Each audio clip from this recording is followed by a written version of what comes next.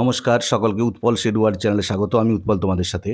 আজকের ভিডিওতে আমরা ক্লাস 11-এর প্রথম সেমিস্টারে যে এইচএসের নতুন সিলেবাস এবছর থেকে চালু হয়েছে তার মধ্যে ক্লাস 11-এর প্রথম সেমিস্টারে ডব্লিউ.বি. ইয়েটসের লেখা দ্য সেকেন্ড কামিং কবিতার প্রতিটি লাইনের বাংলা অনুবাদ এবং ব্যাখ্যা করব। তাই তোমরা ভিডিওটা স্কিপ না করে অবশ্যই প্রথম থেকে শেষ পর্যন্ত দেখবে। আর যারা চ্যানেলটা প্রথম দেখছো বা চ্যানেলটা এখনও সাবস্ক্রাইব করোনি তারা অবশ্যই চ্যানেলটা সাবস্ক্রাইব করে পাশে থাকা বেল বাটনটা প্রেস করবে, যাতে পরের ভিডিওগুলো আপলোড করার সাথে সাথে তোমাদের কাছে নোটিফিকেশান পৌঁছে যায়। আর যারা অলরেডি সাবস্ক্রাইব করে নিয়েছো তাদের অসংখ্য ধন্যবাদ। চলো শুরু করা যাক আজকের বিষয়।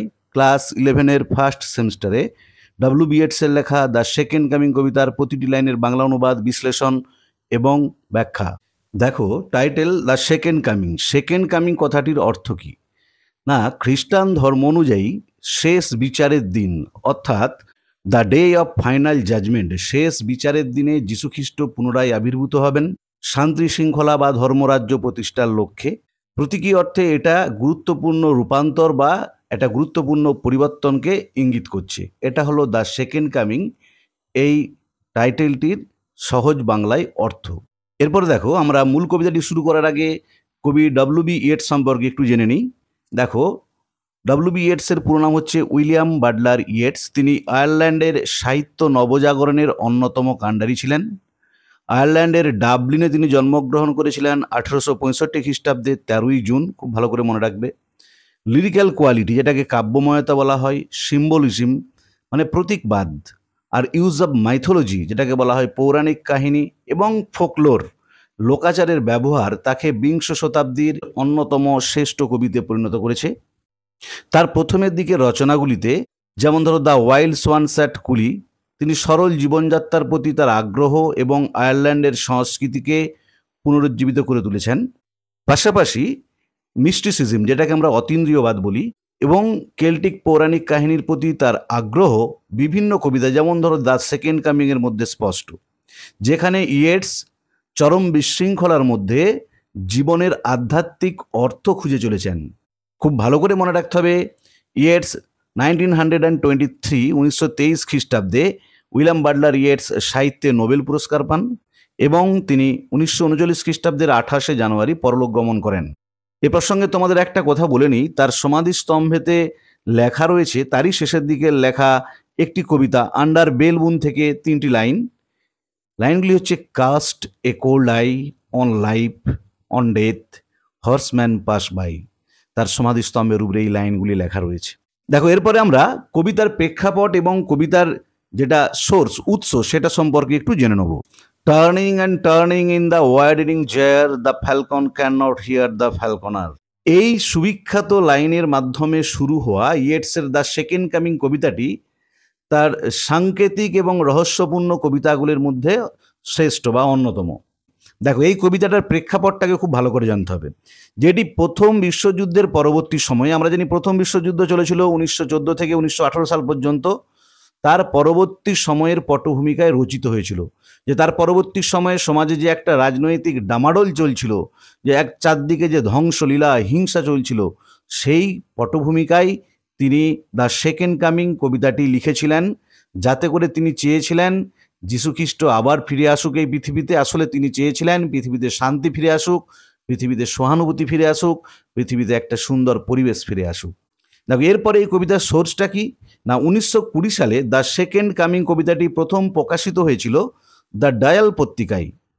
তার পরের বছর অর্থাৎ 1921 খ্রিস্টাব্দে এটি ইয়েটসের কবিতা সংকলন Michael Roberts and the dancer এ প্রকাশিত হয়। প্রকাশিত হবার পর এই কবিতাটি কিন্তু পাঠক এবং সমালোচক মহলে প্রচণ্ড সমাদৃত হয়, খুবই খ্যাতি লাভ করে। দেখো এই কবিতার যেটা বিষয়বস্তু সেটা আমি তোমাদের একটু 2 লাইনের সংক্ষেপে বলে দিচ্ছি। যদি পুরো বিষয়টা বলে দিই তাহলে কিন্তু ইন্টারেস্টটা নষ্ট হয়ে যাবে। যে এই কবিতার প্রথম স্ট্যান্জাতে বলা আছে কি, সমাজে, তখনকার সমাজে মানে অর্থাৎ প্রথম বিশ্বযুদ্ধের সময় কবি যে একটা বিশৃঙ্খলা ডামাডোল পরিস্থিতি, একটা যন্ত্রণা, একটা হাহাকার লক্ষ্য করেছেন, সেটা তিনি উল্লেখ করেছেন ফার্স্ট স্ট্যান্জাতে।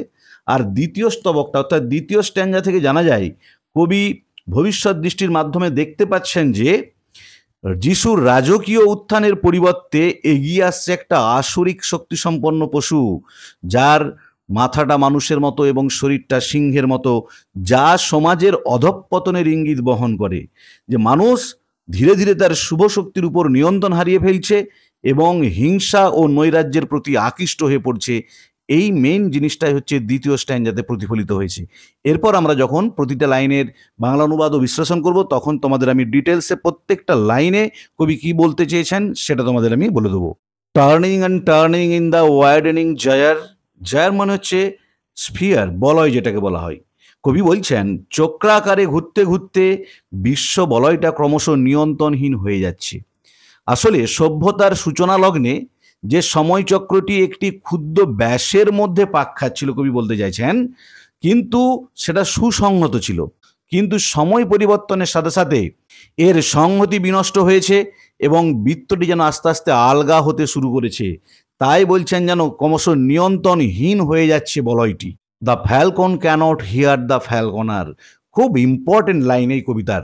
দেখো, খুব ভালো করে মনে রাখবে যে পালকের ভাষা, ফ্যালকনার মানে যে লালন পালন করে, পালকের ভাষা বাজ পাখির কানে পৌঁছাতে ব্যর্থ।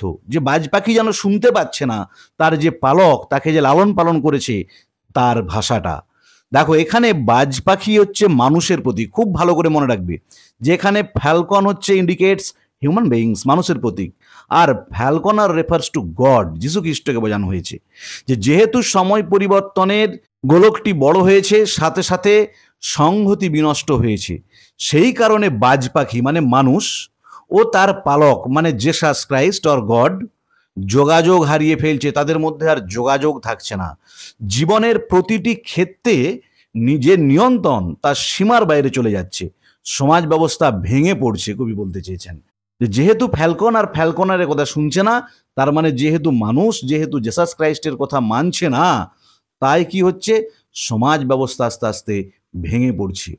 3 নম্বর লাইনটা দেখো, things fall apart. Fall apart মানে সেপারেটেড। কি হচ্ছে না, সভ্যতা বিচ্ছিন্ন হয়ে যাচ্ছে, সভ্যতা ক্ষয়প্রাপ্ত হয়ে যাচ্ছে। The centre can not hold. কেন্দ্রবিন্দু সভ্যতা ধারণ করতে অক্ষম। তাহলে কবি বলতে চেয়েছেন বলয়ের পরিধি ক্রমান্বয়ে বিস্তৃতির সাথে সাথে যে চিত্রটি তুলে ধরেছেন সেটা হচ্ছে কি, সভ্যতার অবনমন। ঘূর্ণায়মান বৃত্তটির কেন্দ্রবৃত্তের অন্যান্য অংশগুলোকে আঁকড়ে ধরে রাখতে পারছে না। দেখো, এই লাইনে কবি কি বলতে চাইছেন, যে বলয়ের যে পরিধিটা ক্রমান্বয়ে বিস্তৃতি হচ্ছে, তারই পরিণতি হলো কি সভ্যতার অবনমন। যে যত আমাদের এই পরিধিটা, বলয়ের পরিধিটা বিস্তৃতি হবে, আরো বেশি বড় হবে, তত সভ্যতার অবনমন ঘটবে। ঘূর্ণায়মান বৃত্তটির কেন্দ্র বৃত্তের অন্যান্য অংশগুলোকে আঁকড়ে ধরে রাখতে পারছে না। ওই জন্য তিনি বলেছেন দ্য সেন্টার ক্যানট হোল্ড। এখানে বিংশ শতাব্দীর সভ্যতার টালমাটাল পরিস্থিতিকে ইঙ্গিত করা হয়েছে। যে বিংশ শতাব্দীতে যে বিশ্বযুদ্ধ চলছিল, প্রথম বিশ্বযুদ্ধে, তারপরে সমাজে যে একটা টালমাটাল পরিস্থিতি, একটা ভয়ঙ্কর অবস্থা সৃষ্টি হয়েছে, সেটাকে ইঙ্গিত করা হয়েছে। 4 নম্বর লাইন দেখো, মিয়ার anarchy is লুজড upon the world. Anarchy মানে হচ্ছে অরাজকতা। যে কেবলমাত্র বিশ্বজুড়ে অরাজকতা, নৈরাজ্য, অস্থিরতা ছড়িয়ে পড়েছে। যে পুরো পৃথিবীতে যে যেন অরাজকতা, নৈরাজ্য ছড়িয়ে পড়েছে। তাহলে সারা পৃথিবী এখন নৈরাজ্য নেমে এসেছে। Lawlessness prevails everywhere after the First World War, বা in the context of First World War. প্রথম বিশ্বযুদ্ধের পরিপ্রেক্ষিতে পুরো পৃথিবীতে একটা ললেসনেস, একটা ক্যাওস পরিস্থিতি তৈরি হয়েছে। বিশৃঙ্খলা প্রিভেলস এভরিওয়্যার, সব জায়গাতে বিরাজ করছে। 5 নম্বর লাইনটা দেখো, দ্য ব্লাড ডিম টাইড ইজ লুজড। ব্লাড ডিম টাইড মানে হচ্ছে অবিরাম সন্ত্রাস, রক্তপাত। যে অবিরাম সন্ত্রাস এবং রক্তপাত চারিদিকে ছড়িয়ে পড়েছে রক্তের স্রোতে। কিসের জন্য? Due to the First World War. আজ দৃষ্টিও ঝাপসা হয়ে উঠেছে, যে দেখতে পাওয়া যাচ্ছে না। স্রোত কথাটির মধ্য দিয়ে এখানে কবি ক্ষমাহীন ধ্বংসলীলাকে বোঝাতে চেয়েছেন। যে প্রথম বিশ্বযুদ্ধে যে ক্ষমাহীন ধ্বংসলীলা চলেছে, সেটিকে তিনি বোঝাতে চেয়েছেন। And everywhere the ceremony of innocence is drowned. এবং সর্বত্রই দ্য সেরিমনি অফ ইনোসেন্স, নিষ্পাপ সারল্য, ইজ ড্রাউন্ড, সেটা অবহেলিত। যে সর্বত্রই যে সারল্য, যে নিষ্পাপ, যে সততা, সেটা আজ নিমজ্জিত হয়ে গেছে, সেটা আজ অবহেলিত। তাহলে কবি বলতে চাইছেন এই ধ্বংসলীলার ফলে মানুষের যে সুকুমার প্রবৃত্তিগুলো, যেমন সরলতা, সততা ইত্যাদি, সেগুলো কিন্তু যেন ধ্বংস হয়ে গেছে, সেগুলো যেন আজকে অবহেলিত। সৎ মানুষ, সততা বা সরলতার কোনো স্থান নেই। পরের লাইনটা দেখো, the best lack all conviction. দেখো, কনভিকশন মানে হচ্ছে ফেথ, বিশ্বাস। যে যারা বেস্ট, যারা ভালো, যারা সৎ, যারা সরল, সেই ভালো মানুষদের আজকে অভাব লক্ষ্য করা যাচ্ছে কিসের? বিশ্বাসের। কবি বলতে চাইছেন জ্ঞানী ও ভালো মানুষেরা নিজেদের আত্মবিশ্বাস হারিয়ে ফেলেছে। এটি নৈতিক ও আধ্যাত্মিক অবক্ষয়ের নিদর্শন, যে নৈতিক দিক থেকে আধ্যাত্মিক দিক থেকে অবক্ষয় ঘটছে। সত্যনিষ্ঠরা আজ আত্মবিশ্বাস ও ইতিবাচক দৃষ্টিভঙ্গি হারিয়ে ফেলেছে, যেটা সমাজের পক্ষে খুবই অমঙ্গলজনক। হোয়াইল দ্য ওয়ার্স্ট, দেখো সঙ্গে সঙ্গে কবি কি বলতে যাচ্ছেন, পাশাপাশি যারা খারাপ, যারা অশুভ শক্তির অধিকারী আর ফুল অফ প্যাশনেট ইন্টেন্সিটি, তারা উৎসাহের আতিশয্যে পরিপূর্ণ। যে দুষ্টু মানুষেরা তারা উৎসাহের আতিশয্যে পরিপূর্ণ হয়ে গেছে। যে তার মানে কবি বলতে যাচ্ছেন ভালো মানুষরা যেমন তাদের কনভিকশনটার অভাব বোধ করছেন, বিশ্বাসের অভাব বোধ করছেন, একইভাবে খারাপ বিচার শক্তিহীন মানুষ, যারা নৈতিকতা বর্জিত মানুষ, তারা পৃথিবীর উপর প্রভুত্ব অধিকার কায়েম করে চলেছে, তারা পৃথিবীতে রাজত্ব করে চলেছে। তাহলে কবি প্রথম স্ট্যান্জাতে দেখালেন যে ফার্স্ট ওয়ার্ল্ড ওয়ারের কনটেক্সটে, পরিপ্রেক্ষিতে পৃথিবীতে কীরকম একটা বিশৃঙ্খল পরিস্থিতি চলছে। ভালো মানুষরা তাদের বিশ্বাস হারিয়ে ফেলছে, খারাপ মানুষরা তারা রাজত্ব করে বেড়াচ্ছে। যে কবি মনে করছেন চারদিকে যেন একটা অ্যানার্কি, একটা বিশৃঙ্খল অবস্থা, যে falcon cannot hear the falconer, যে মানুষ যেন আজ গড বা ঈশ্বর বা সৃষ্টিকর্তা বা জেসাস ক্রাইস্টের কথা শুনছে না, সেন্টার যেন তার বলয়ের পরিধিটাকে ধরে রাখতে পারছে না। এবারে সেকেন্ড স্ট্যান্জা দেখো, সেকেন্ড স্ট্যান্জায় কি বলছে, surely some revelation is at hand. নিশ্চিতভাবে, দেখো রিভিলেশন মানে হচ্ছে অ্যাপিয়ারেন্স, আত্মপ্রকাশ। নিশ্চিতভাবে কিছু উদ্ঘাটন আসন্ন, আত্মপ্রকাশ আসন্ন, যে নিশ্চিতভাবে ভালো কিছু ঘটতে চলেছে। আমরা জানি পৃথিবীতে যখনই অনাচার, অত্যাচার, উচ্ছৃঙ্খল পরিবেশ, বিশৃঙ্খলা বিরাজ করে, তখনই মহাপুরুষদের জন্মগ্রহণ হয় পৃথিবীকে ওই অশুভ শক্তির হাত থেকে, বিশৃঙ্খলা থেকে, অত্যাচার থেকে, অন্যায় থেকে রক্ষা করার জন্য। তাই কবিও বলছেন surely some revelation is at hand, নিশ্চিতভাবে কোনো এক ভালো আত্মপ্রকাশ আসন্ন, যে কিছু একটা উদ্ঘাটন আসন্ন। যে কবির আশা এরকম খারাপ সময়ে নিশ্চিতভাবে ভালো কিছুর আত্মপ্রকাশ ঘটবেই। Surely the second coming is at hand, নিশ্চিতভাবে দ্বিতীয় আগমন খুব নিকটে। এখানে সেকেন্ড কামিং বলতে আমি তোমাদের প্রথমেই যেটা বলেছিলাম, যে যখন টাইটেলটার অর্থ বলছিলাম, সেকেন্ড কামিং মানে হচ্ছে যীশু খ্রিস্টের দ্বিতীয়বার জন্মের কথা বলা হয়েছে, যে যীশু খ্রিস্টের পুনর্জন্ম, পুনরাগমন আসন্ন। দেখো কবি বলতে চেয়েছেন যীশু খ্রিস্টের পুনরাগমন আসন্ন। খ্রিস্টান ধর্ম অনুযায়ী শেষ বিচারের দিনে, on the day of final judgement, তিনি পুনরায় আবির্ভূত হবেন ন্যায়, সত্য, শান্তি প্রতিষ্ঠার লক্ষ্যে। আর সিম্বলিক্যালি এটি একটি গুরুত্বপূর্ণ পরিবর্তনকে ইঙ্গিত করে, যে আজকে এরকম খারাপ অবস্থার মধ্য দিয়ে পৃথিবীতে নৈরাশ্য, পৃথিবীতে একটা নৈরাজ্য ভাব, পৃথিবীতে একটা অরাজকতা চলছে বটে, কিন্তু একটা গুরুত্বপূর্ণ পরিবর্তন আসবে পৃথিবীতে, ভালো কিছু ঘটবে। আর সেকেন্ড কামিংটা কিন্তু একটা বিবলিক্যাল ফ্রেজ, এখানে বাইবেলে যীশুখ্রিস্টের আবার পুনরায় আবির্ভূত হওয়ার কথা বলা হয়েছে, যে তিনি মনে করছেন যীশুখ্রিস্ট আবার আসবেন, পৃথিবীতে আবার ন্যায়, সত্য, শান্তি প্রতিষ্ঠা হবে। দেখো এই কথাটা বলার সঙ্গে সঙ্গে দ্য সেকেন্ড কামিং, দ্বিতীয় আগমন, hardly are those words out, একথা উচ্চারিত হতে না হতেই, মানে কবি যখনই মুখ থেকে বার করলেন যে দ্বিতীয় আবির্ভাব আসন্ন, এই কথাটা কবির মুখ থেকে উচ্চারিত হবার সাথে সাথেই, when a vast image out of স্পিরিটাস mandi, তখন তিনি এক বিশাল আকৃতির পশুকে প্রতীয়মান হতে দেখলেন। কোথা থেকে? Out of স্পিরিটাস mandi. দেখো স্পিরিটাস মান্ডিটা কি একটু ভালো করে জেনে নাও। স্পিরিটাস মান্ডি হচ্ছে একটা ল্যাটিন শব্দবন্ধ, মানে ল্যাটিন ফ্রেজ একটা, যার অর্থ ওয়ার্ল্ড স্পিরিট আর স্পিরিট অফ দ্য ইউনিভার্স, যে পৃথিবী সৃষ্টির আতুর ঘর যেটাকে বলা হয়। কেউ কেউ এটাকে বিশ্ব সাহিত্য সৃষ্টির চালিকা শক্তি হিসাবেও ব্যাখ্যা করেন। আবার কারো কারো মতে এটি হলো মহাবিশ্বের সমস্ত শক্তির উৎস, সেটাই হচ্ছে স্পিরিটাস মান্ডি। যখনই তিনি ভাবলেন সেকেন্ড কামিং আসন্ন, তখনই এ ভাস্ট ইমেজ, এক বিরাটকায় মূর্তি আউট অফ স্পিরিটাস মান্ডি প্রতীয়মান হচ্ছে ওই স্পিরিটাস মান্ডি থেকে, যেটা পৃথিবীর সমস্ত শক্তির আধার, পৃথিবীর সৃষ্টির আতুর ঘর। ট্রাভেলস মাই সাইট, এই বিরাটকায় মূর্তিটা আমার দৃষ্টিকে পীড়া দেয়, কষ্ট দেয়। দেখো দৃশ্যের ভয়াবহতাটা কবি এখানে দেখাতে চেয়েছেন, যে কবি যে জিনিসটা, যে মূর্তিটাকে লক্ষ্য করলেন, যখনই না তিনি ওই সেকেন্ড কামিং এর কথা বললেন, তখনই এমন একটা বিশাল মূর্তি তিনি লক্ষ্য করলেন, যে মূর্তিটা কবির দৃষ্টিকে পীড়া দিচ্ছে, কষ্ট দিচ্ছে। আসলে এই দৃশ্যের ভয়াবহতা কবি আমাদিকে ইঙ্গিত করলেন। Somewhere in sands of the desert, মরুভূমির বালির মধ্য থেকে a shape with lion body and the head of a man, একটা মূর্তি উঠে আসছে। মূর্তিটা কিরকম দেখো, যার শরীরটা হচ্ছে সিংহের মতো, মাথাটা মানুষের মতো। আমরা সেই ফিংসের কথা পড়েছি যে আসলে এটা ফিংসের মতো একটা শরীর উঠে এসছে কোথা থেকে, যে মরুভূমির বালির মাঝখান থেকে উঠে আসছে একটা বিশাল শরীর, বিশাল একটা অবয়ব, বিশাল একটা প্রতিমূর্তি, যার মাথাটা মানুষের মতো, শরীরটা সিংহের মতো। কবি বলতে চাইছেন পশুটির মাথাটা মানুষের মতো আর শরীরটা সিংহের মতো, মানে মিশরীয় ফিংসের কথা। যে প্রাণীটি বালির মধ্যে থেকে উঠে আসছে 20 শতাব্দী ধরে সুপ্ত অবস্থায় থাকার পর, ঘুমন্ত অবস্থায় থাকার পর সে মরুভূমির বালি থেকে যেন উঠে আসছে। এ গেজ ব্যাংক, একটা শূন্য দৃষ্টি, মানে কবি বলতে চাইছেন একটা ক্রুদ্ধ দৃষ্টি। অ্যান্ড পিটিলেস অ্যাজ দ্য সান, আর ক্ষমাহীন ছিল জ্বলন্ত সূর্যের মতো। যে ওই পশুটার চোখ থেকে কবি কি লক্ষ্য করলেন, যে পশুটার চোখটা ক্রুদ্ধ আর পশুটা যেন ক্ষমাহীন জ্বলন্ত সূর্যের মতো।